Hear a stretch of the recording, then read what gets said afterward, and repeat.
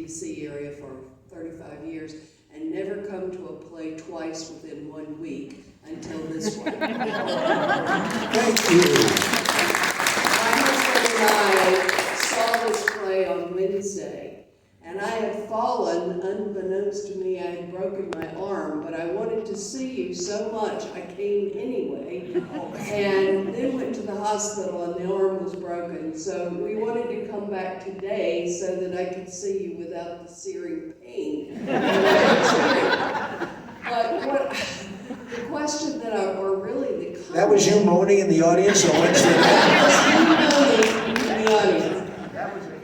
But I just have to tell you, the feeling that I was able to experience both times from your portrayal, I felt when you were talking in character about the woman on the sales block. I felt that. And one of the things that I think was helpful for that was the very simple wardrobe changes that were made to sort of take us from one place to another. And what my actual question here is, how did you come up with this idea of a minimal sort of wardrobe change that transported us in time so effectively? Well, those are all wonderful things. And so today you're here on meds, so you're really not sure.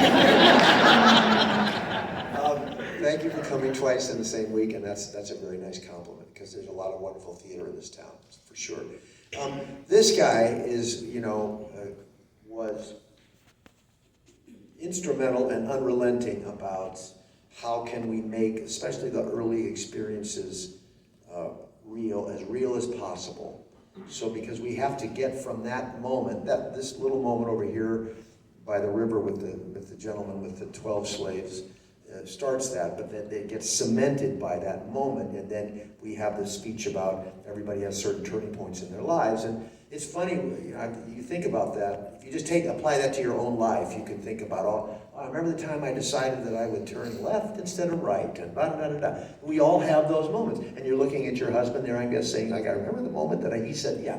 But you have those moments, and so we had to make that, because the whole play kind of hangs on that.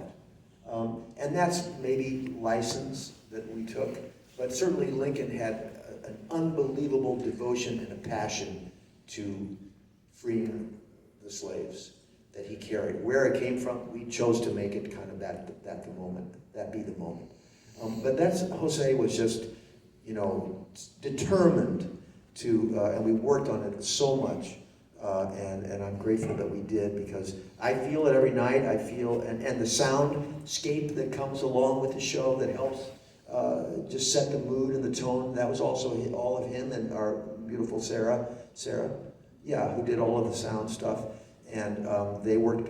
That's another acting partner that I have. I mean, I'm grabbing at straws up here. I'll take anything. I need anybody. You guys. I need I need the clothes. I need the sound. Everything. So. And then you can answer that question, because I'm going to get one little piece of illustration here. I'll be right back. Yeah, I want to give credit to Veronica Stevens. Veronica was our costume designer, and really, yes. A couple of things. First of all, everything that you see him wear was actually handmade, stitched for him. It's a very thorough design that looked into fabrics, the equivalency of fabrics that he would have used back then. The frock coat, the interior coat, the vest, all of that was made. So when Veronica and I don't even know that you were cast yet, but her first instinct when she read the play was to ask me, oh my God, we're gonna put him in the hat and the iconic look, and I'm like, that's the story that you need to tell us, how we go from, a very poor person all the way to the iconic look, all the way to him being the president, and when do we reveal that? We decided to not reveal it until after the election, when he arrives in Washington, and that's when we first see it. So all of that was just planned, and then during rehearsal, he had to play with it. And there were other pieces that he took off and put on. And, Turn around. oh my, yes! Look at that. Oh my God, Kristen didn't like that at all. But So we worked hour after hour in rehearsal. Let's see, we had all the different pieces of clothing hanging on this clothing tree. We had a place for the hat and the scarves and the this, and then I would go up and I would change it, and we spent hours coordinating it. Where's the best place for that scarf, and when you're gonna come over there and get the coat from that side, that's gonna be over there, and the hat's gonna be down there. And we got here the first night, and they said, we're not using that tree rack. Now I know who it was who killed the tree rack. So then we had to figure out, now what are we gonna do? And we ended up with what we ended up. But that's what rehearsal's for. And that's what producers are for. yeah. And we have time for one more. So one more question. I saw her hand way in the back. So sorry.